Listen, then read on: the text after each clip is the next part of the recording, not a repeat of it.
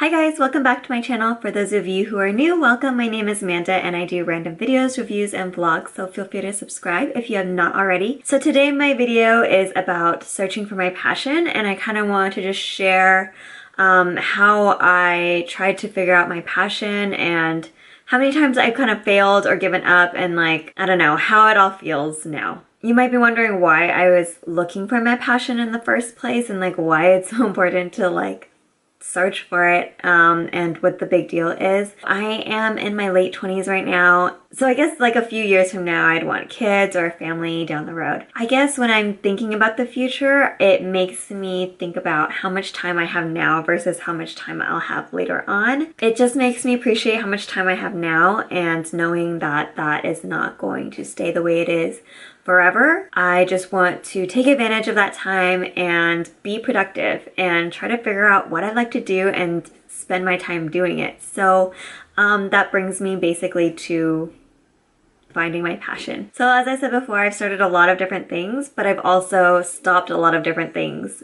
So I guess in a sense I feel like I've failed because I've given up, or I haven't seen things through all the way to the finish, and I guess I kind of just wanted to talk about that as well. It's a little bit of background about myself, and this kind of dates back to like middle school. I've always been pretty creative. I've always loved taking photos and videos. I grew up having a lot of photos and videos of myself because my parents took a lot of them for me as I grew up. Home videos and watching them are like my favorite thing, and I just love absorbing those memories. I've also liked writing or talking about things. So for example, back in middle school, back in the day when there were no digital cameras, I played around with disposable ones. I would always hope to get one or get my hands on one when we're on vacation, stuff like that. So always loved taking pictures when I was younger. In high school, I got my first digital camera and it was so exciting. I took photos and videos of everything throughout high school. I just love having memories to look back on. I think that's just so priceless. I treasure my home videos as a kid more than the photos, just because you see like a sense of feeling through them and emotion, and you just don't really get that from photos. In high school, I picked up video editing. Like I used to use Windows Movie Maker. Does anyone remember that? Thumbs up or comment down below if you use that as well. And that actually came pretty easy to me, so I liked using that. I also started blogging and writing about stuff on Xanga. So comment down below if you remember Xanga. That is so old. That's kind of where I started my first blog, and I used to write about random stuff. I used to write about life, I used to write about high school and everything going on. I just liked documenting things. In high school, that kind of continued after Xanga died. I picked up Tumblr and I used to use that as like a creative outlet, and I used to use that as a blogging website as well. I used to also spend a lot of time using Yelp back then, and so I would write a bunch of like long Yelp reviews and stuff like that. So just like I loved writing and I loved documenting things. Fast forward to like after college. So I graduated about 5 years ago, which is crazy to me. It's been a really long time. Anyway, so after college, I decided to create a legit blog. Not on Tumblr. I created it on Blogger, which is like Google's blog. And so I used that and I created just like a random lifestyle blog. And it was about like random stuff like crafts, photography,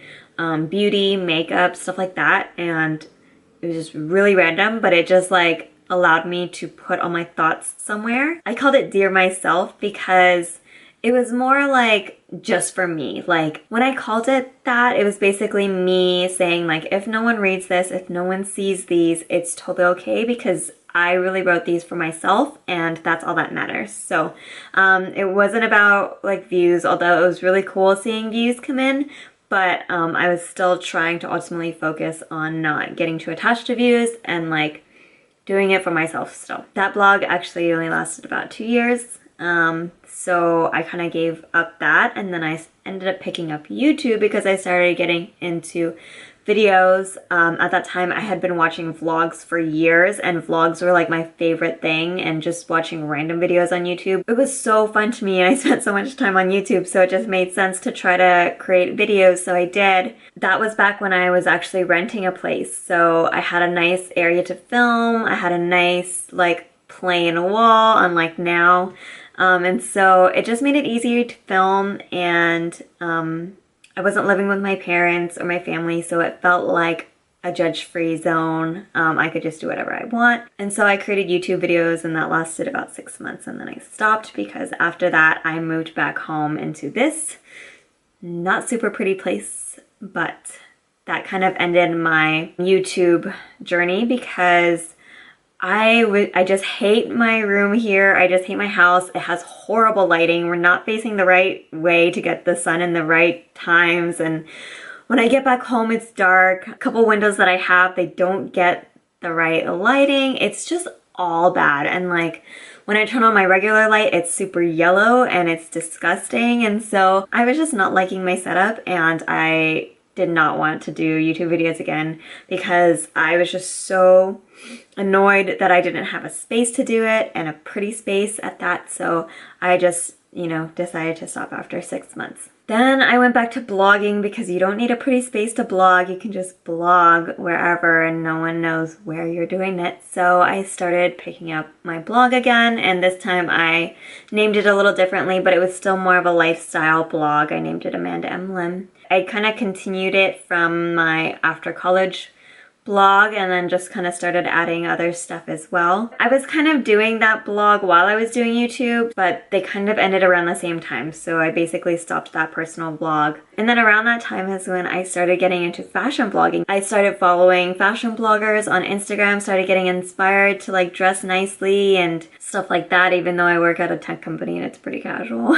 But yeah, so I started fashion blogging. I started posting photos on Instagram, my outfits, and started blogging about them. But that only lasted 6 months as well, because I realized the type of clothes that I get are very like timeless or like classic clothing items that don't really go out of style. So I've been wearing them for years, or I can wear them for years. And so the point of fashion blogging, I feel like, is to link people to a site to buy what you're wearing, but I can't do that when the stuff that I'm wearing has been bought like years ago and they no longer carry it.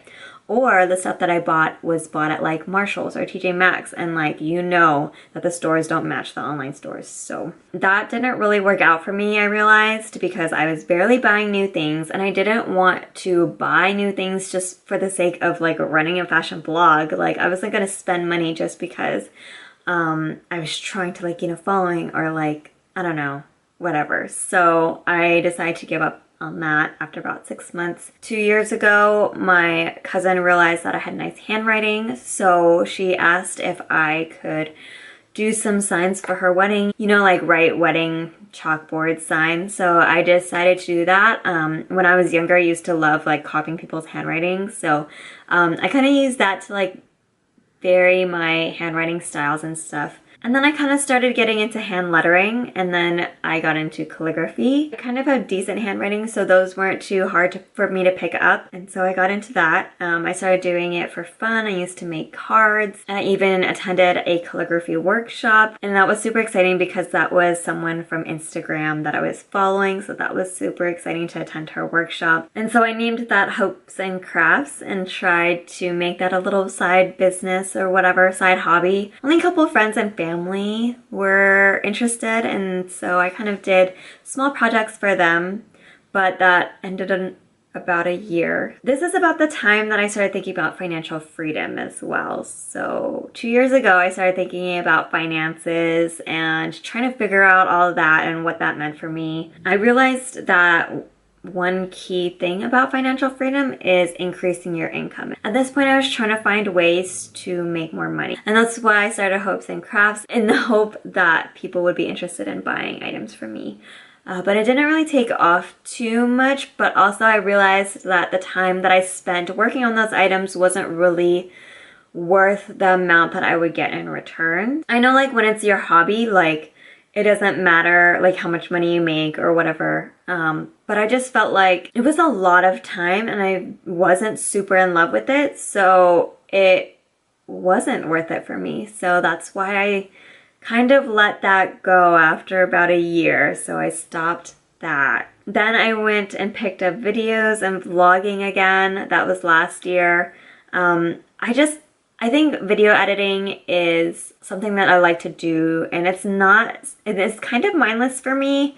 And it's fun. Like, I can spend 5 hours on it and I don't care, but I can spend 5 hours on calligraphy and think it's like way too much work. So I think that's something that really caught my interest. I also decided to start an Etsy shop. This was about 2 months ago, so it's pretty new. I've always liked typography and being creative and stuff like that. So I started to create wall print designs. So they're basically downloadable and they're super cheap. You can download them, then print them, and then frame them. And you know, they're just like cute little home decor gifts and stuff like that. So I started that, and that is kind of more towards the financial freedom aspect, because like I can generate a little bit of money from there, but like not a whole lot. But it also doesn't take me a whole lot of effort to do that either. So that's kind of a step toward trying to get a little extra income, but it's really not much. And then at the same time, I started looking into boudoir photography. So a couple months ago, I started like looking on Instagram, and I just realized that boudoir is actually really awesome. I've always wanted to do it like for my wedding because I always saw it all over Pinterest. I realized how amazing it was as a concept. The main goal is to make women feel beautiful in their own skin and in their own way. Like, it's about making them feel more confident. I just thought that was really awesome, and so I started looking at boudoir photography. As I said, I've always been into photography, and so that was kind of interesting. And honestly, I was drawn to it because I feel like you can really generate a lot of income as a photographer. I think thinking about financial freedom, that is something that really intrigued me, and so I started looking into that. I started doing research, a lot of research. I started taking photos and trying to practice, learning about poses, stuff like that. I also was able to practice on some of my friends. That was really just to see if I could do it, see if I was capable or had the talent. I feel like I kind of did,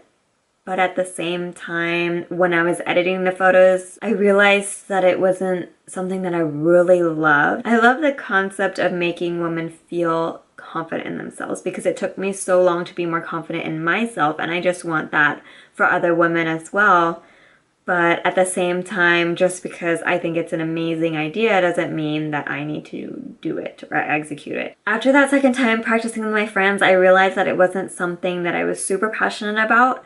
I do love it, but I don't think I could do it as like a side job or as a side hobby. So that basically ended after a couple months. And I guess that brings me to now, where I'm back to filming videos more regularly, just doing it out of passion. There's not really any income generated from YouTube for me, and so that's not the point of me doing it. But I think I've always loved video editing, and I've always loved talking about, you know, my thoughts and my feelings, and I'm okay being vulnerable.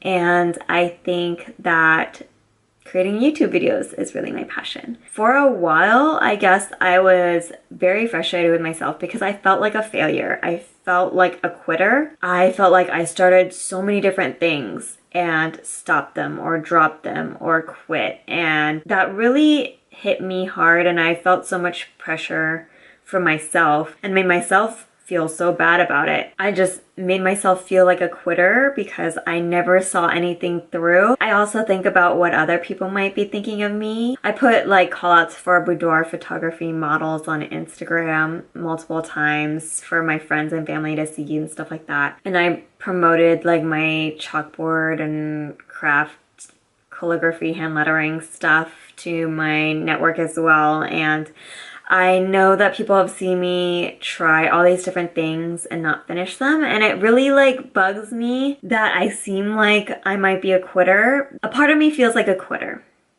but at the same time, a part of me also feels like it's better to try it than not try it at all. And it's better to try it out and know that you don't like it than to never try it at all and just regret it later on in life that you never tried it. I'm trying to think about it in that perspective. Like, yeah, it may seem like a failure because I didn't see all these different things through, but I tried them, I decided I didn't like them, and I moved on. And so I think that's different than quitting. I think that's different than being a failure. And I think it's just about finding what you like and moving on from things that you don't like. If your passion isn't super obvious, and I feel like this goes for a lot of things, like if something is not obvious, like try and try again until you find something that you like, and don't feel too bad about it. Don't beat yourself up over it like I did.